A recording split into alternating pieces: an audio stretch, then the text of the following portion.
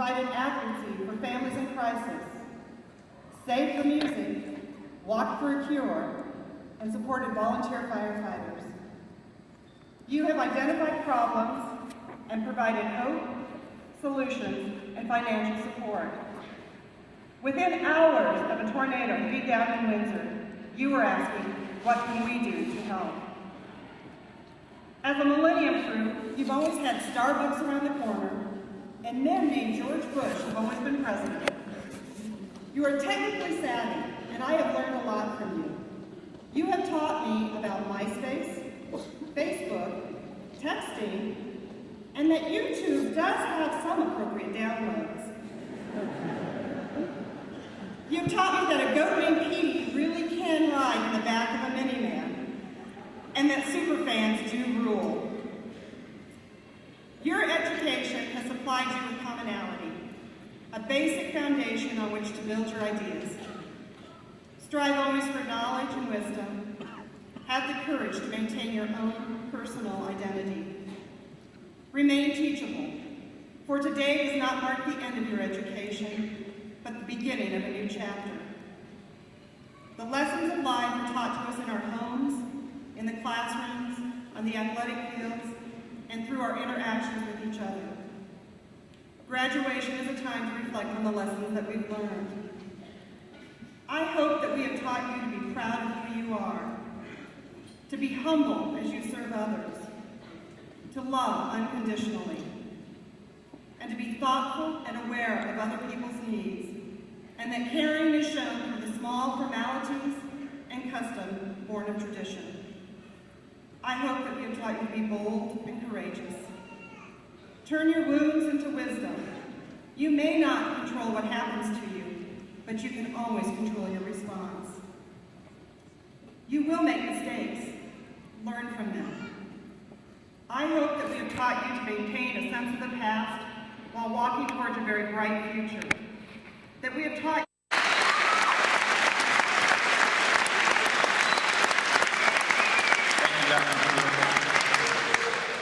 One of the privileges I have as superintendent of schools is the honor to accept class Fossil Ridge 2008. Through the instruction of the teachers, principals, and staff, and based on the graduation requirements as prescribed and set forth by the North Central Association, Poudre School District Board of Education, and the state of Colorado. Graduates, I congratulate you on your unique accomplishments and the recognition you have brought to your school and to our community. We share your excitement for the future and the opportunities that await you. We look forward to hearing about your accomplishments in your endeavors in the future.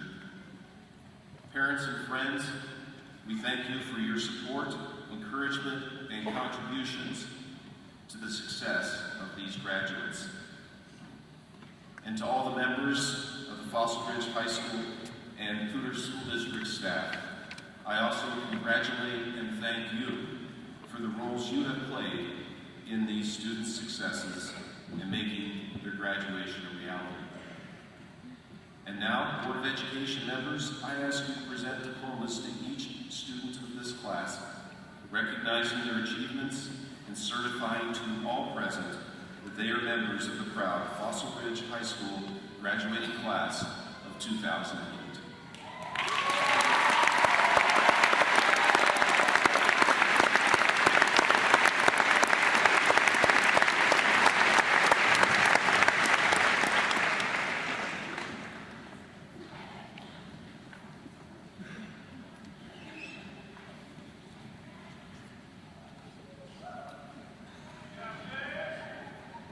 Our first diploma presentation will be to our senior class officers. Troy Bradley, Fight Master.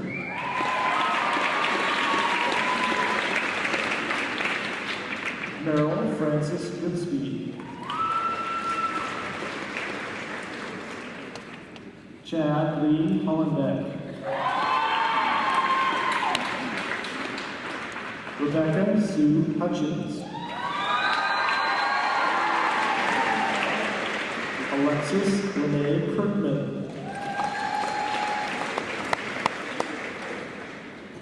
Charles Adam Kuko. Daniel Edward O'Neill II.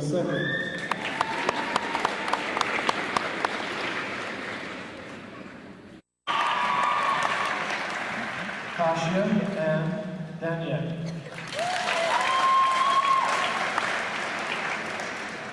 Kaylee Sue Davis. Eric Neil Zormo.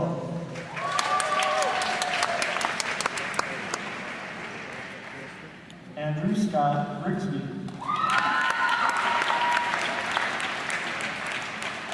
Kaylee Elizabeth Hanson. Elizabeth Marie Johnson. Gregory William Warder. Kyle Lance Moyer. Charles Andrew Parker. Elise Meyer Schreiber.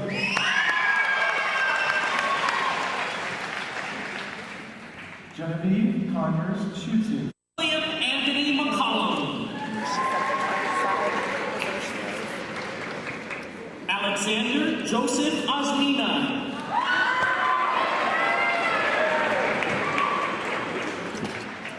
Stephen Michael Sartucci.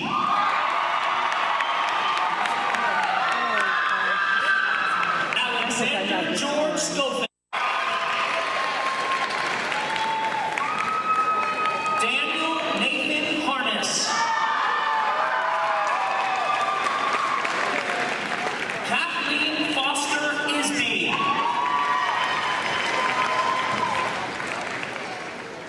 Lindsay Ann Jenner.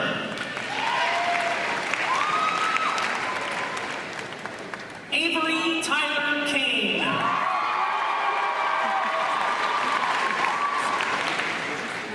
Matthew Ramon Kelleher.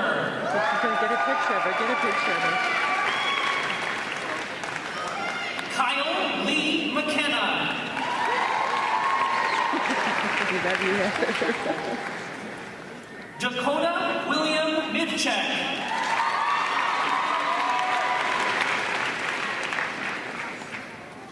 Matthew Theodore Rakel.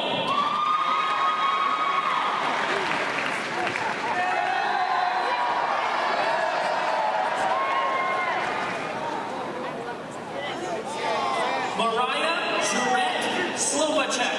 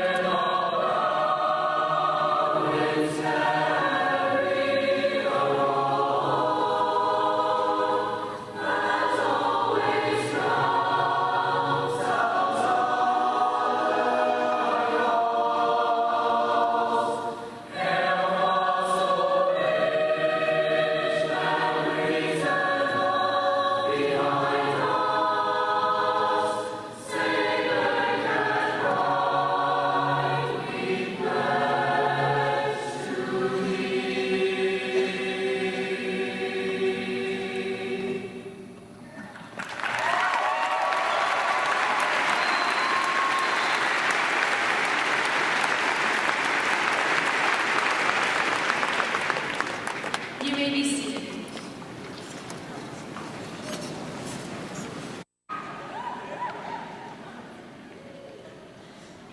So I was a class guardian. That was one heck of an honor. Walking through the first room lockout was probably the greatest thing I've ever done in my entire life. So having a speech here, I hope you guys all listen. Okay. Yeah, well, you have to get used to it, maybe. You didn't have to, you could take it off. As our final moments together come to a close, it seems fit that we stand in the presence of the community that has made Fossil Ridge High School what it is today. Family, friends, Fossil Ridge High School staff members, honored guests from the school district, and fellow graduates have all convened together for this momentous occasion as we, the class of 2008, take our place as graduates. For all that you have done, and thank you, class. This commencement exercise does not mean the breaking of ties and the beginning of life apart. Instead, it marks our initiation into the fellowship of adulthood. As holders of this diploma, we represent to the world the bearers of the message and the spirit of the ridge that we, the class of 2008, have played a significant role in forming. Let it be known that the footprint that we have made as a class will always be part of the culture and tradition established forever in the history of this school. We have made a difference. Fossil Ridge consists of the class of 2008 and all who follow in our footsteps. What this school proposes to be, what it must always strive to be, is represented by the achievement instilled in and represented by the symbolic chalice. That will forever be carried on behalf of all those who pass through its doors. We go forth from Fossil Ridge today, but with this embedded spirit and the memories we hold dear to our hearts, we shall always be part of the ridge. I bid you farewell, but feel fulfilled for having known you and for having the opportunity to represent you. As we choose our separate challenges, I hope that we all can celebrate in the camaraderie and support that we have experienced as a graduating class, and feel great pride for all that we have accomplished. Thank you.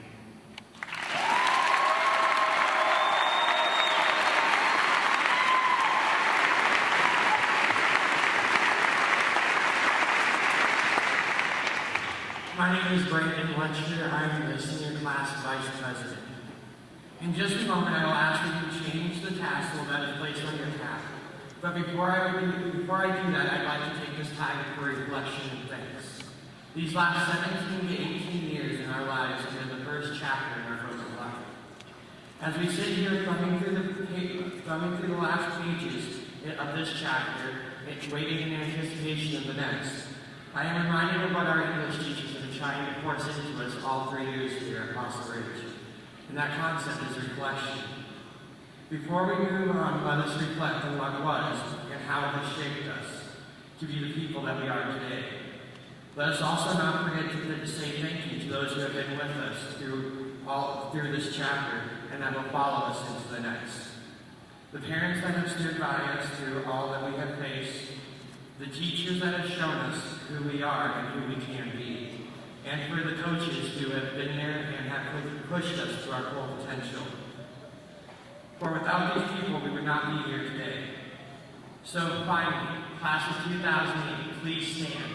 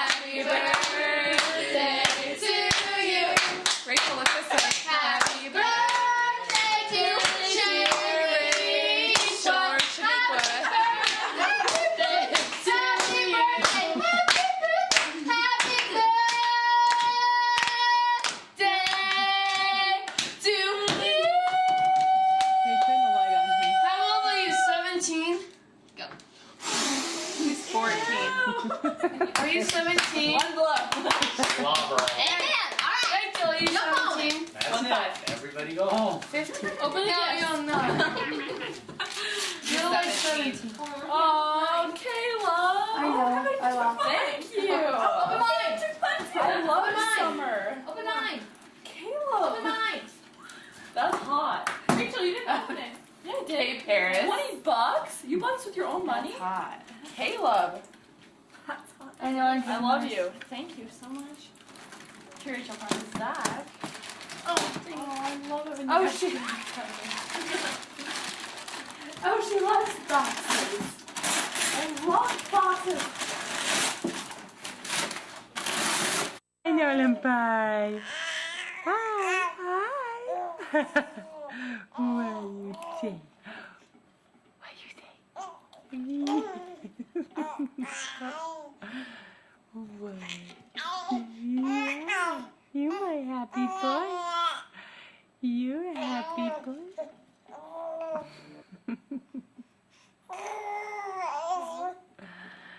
See, I love my chair. I love my chair. I'm 5 months old and I love this especially because I can put it in my mouth. Yeah. You tell me about it.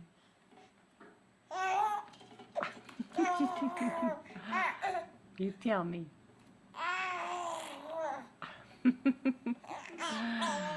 Nolan had a bath and he drank his carrot juice and goat's milk and barley green. And now we're going to go see Grandma. Yeah. So here we are. Uh-oh, where'd Nolan go? There he is. There's my baby. There's my baby.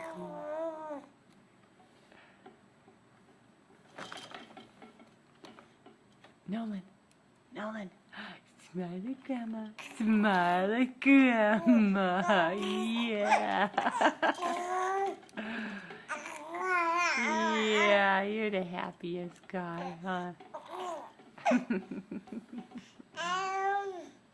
See, I love my chair. I love my chair, huh? I love my chair. See, my little feet stick out down there.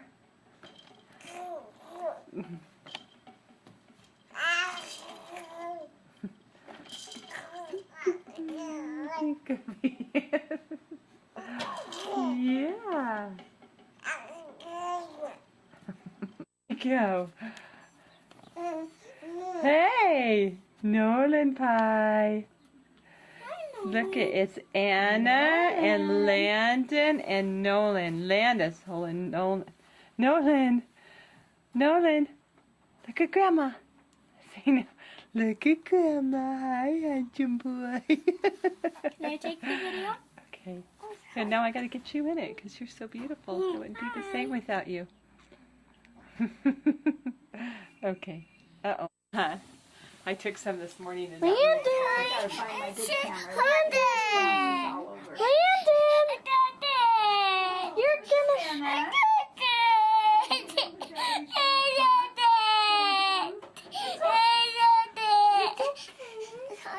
You want to hold him some more? Okay, come here. Let's hold him some more. Let's hold him some more. I'll help you, okay? Okay, here we go. Oh, my phone's ringing. Landon, Landon's, uh-oh. You're getting kind of cranky. Uh-oh! Kind of cranky, Landon. Oh, you did a good job. Say hi, Landon. I think he's hungry. I think he needs to have some food. Should we give him a bottle? Should we give him a bottle? Huh? Yeah. Say hi, Landon. Say, I'm a little hungry boy. I need a bottle. Yes. Okay, honey. Okay. Hi, Aunt Jenny. Hi. This is my baby. This is my baby. This is him.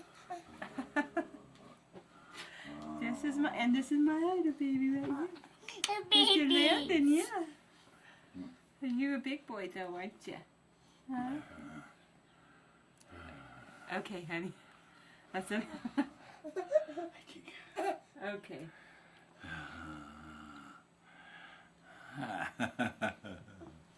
Hi.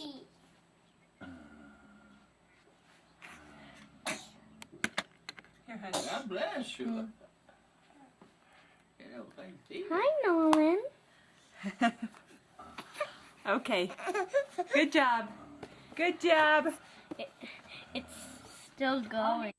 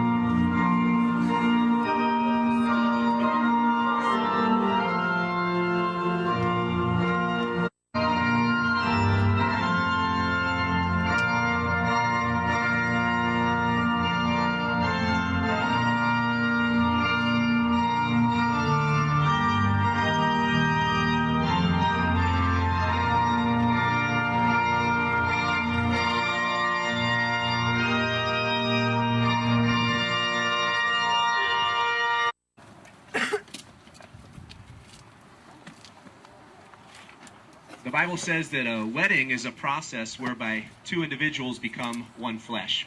And in these two coming together today, they are bringing together two lives and bringing together lots of people. Many of you are family, lots of you are friends, maybe co-workers, and some of you know bits and pieces of their story, but maybe not the whole story that's brought them together. So we like to take a few moments just to share. And I was also struck that most of us have never heard more than the first minute of the bridal march because it's such a short walk, but we got to hear the whole song. That was perfect timing.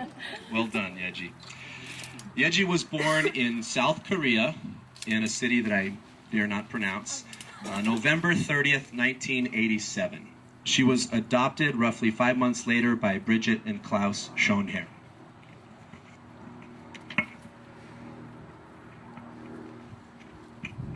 She grew up in Windsor and is currently attending the Art Institute of Colorado, studying graphic design. She has two brothers, Tom and Derek, three nephews, Logan, Mason, and Tyson, and one beautiful niece, Tori Ann.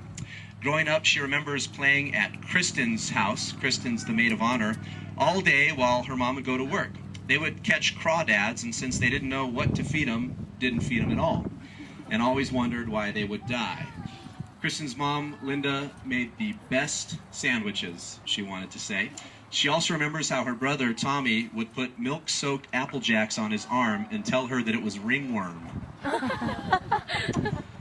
Sean was born in August of 1984 in Craig, Colorado, to Vern and Kathy Hoffman. He has one sister, Mishara, and two brothers, Jeremiah and Nathan. Sean remembers fishing in general, but fishing with his grandparents especially. He has lots of memories with his older brother, Jeremiah, like playing basketball and baseball. He especially recalls one time when he beat Jeremiah at NFL Blitz on Nintendo, and Jeremiah proceeded to break his nose for it. True story. Both Sean and Yeji grew up in church environments, but they really didn't live out the beliefs that they profess to have. For both of them, over the last year, they have come to embrace Jesus as their Lord and to begin living their lives for Him. Some of you have noticed some of the changes that have been taking place in their lives as a result. Yeji's first impression of Sean: he's short. She claims that she also thought he was cute, but her first impression was he's short. His first impression of her was, and I quote, "She's shorter than I am," which is a rare thing. He also thought that she was funny and fun to talk to. When I asked about their first date, she said, "We didn't have a first date. Sean swears we did, and that it was in his parents' basement." Hanging out in someone's basement does not count for a date. I remember going about a month or so wondering, when is this guy going to take me out? We didn't go out until we were officially together. What a bum, she says, with a smiley face. Sean didn't apparently think anything was wrong with this. Concerning their first date in Mom and Dad's basement, he simply said, "It went good." Regarding their funniest memory, they both recall the same thing. Sean's answer was considerably short. He said, "It was on my birthday when Yeji threw my cake at me and then refrosted it the next day." Yeji provides more details, making sure to add that the cake was still in the Tupperware when she threw it.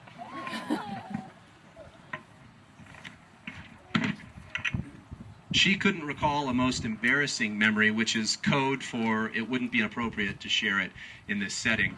His was the first time they went snowboarding together, and he hurt himself and earned a ride down the mountain in the ski patrol toboggan. I asked Sean why he loves Yeji. Because she's sweet and funny and makes me laugh. She has a good heart, and she's kind and generous. And on the question of why he wants to marry her, he said, "Because I love her and I want to spend the rest of my life with her. I want to wake up every morning next to her," and then in parentheses he said, "even if she is grumpy in the mornings." I asked her the same questions. Why does she love this man? "I love his strong morals and the way he always wants to do right, even if I don't. I love that he has the strength to stay calm and patient when I'm stressed and wired and impatient." And on why she wants to marry Sean, "I want to marry Sean because he's everything I'm not. My weaknesses are his strengths. He wants me to be a better person for him, myself, and for God. He's loving and empathetic, even if he can't always show it to me. I know he'll be a great husband and an awesome father, just like his own." Kathy?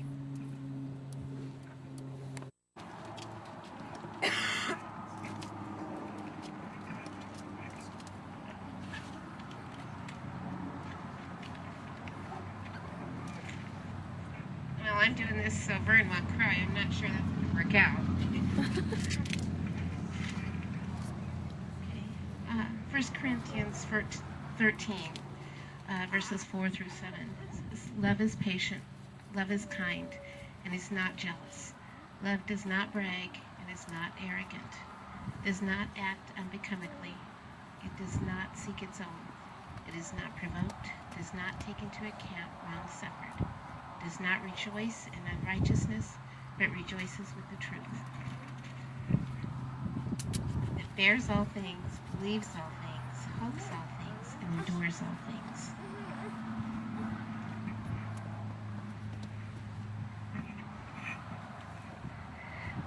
Okay, Isaiah 55, verses 8 and 9. "For my thoughts are not your thoughts, nor are your ways my ways, declares the Lord. For as the heavens are higher than the earth, so are my ways higher than the earth. Oh, sorry. So are my ways higher than your ways, and my thoughts than your thoughts.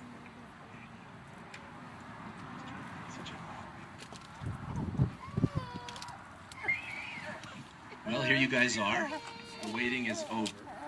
I remember standing in your place, my wife and I, 13 years ago, staring into each other's eyes and really not paying any attention to what the pastor was saying. So I'll be brief, but I want to make a few comments. When I reflect on the history of your relationship, what I know of it, I'm struck with the contrast that always exists between God's ways and the world's ways. Kathy just read a passage out of Isaiah that states this most clearly. If I yell, can everybody hear me? Yes. All right. Kathy just read a passage out of the book of Isaiah that states this most clearly. For my thoughts are not your thoughts, nor are my ways your ways, declares the Lord. For as the heavens are higher than the earth, so are my ways higher than your ways, and my thoughts than your thoughts. When your guys' relationship began, you had everything going for you according to the world's standards. You had fun, you were living together, you were a couple, and had constant companionship. Many people would have looked at you and wished for what you had. But as is always the case, the world's way is full of holes. It can lead to emptiness and pain. And God in His goodness was in the process of drawing your hearts to the most important love relationship of all, falling in love with Him, your Creator, the one who made you and knows you best, the only one who's able to fulfill the deepest longings of your heart. This was the beginning of God showing you His ways in contrast to the world. One of the most clear passages for describing God's way when it comes to love and marriage is found in 1 Corinthians 13, which was also just read. I hesitated having this passage read because it's so common at weddings. If we had $1 for every time we heard it, we'd all be rich. You'll remember some of the key words. Love is patient, kind, it's not jealous, it doesn't brag, it's not proud, it does not act unbecomingly, it does not rejoice in unrighteousness, but rejoices with the truth. It bears all things, believes all things. Yeah, yeah, yeah.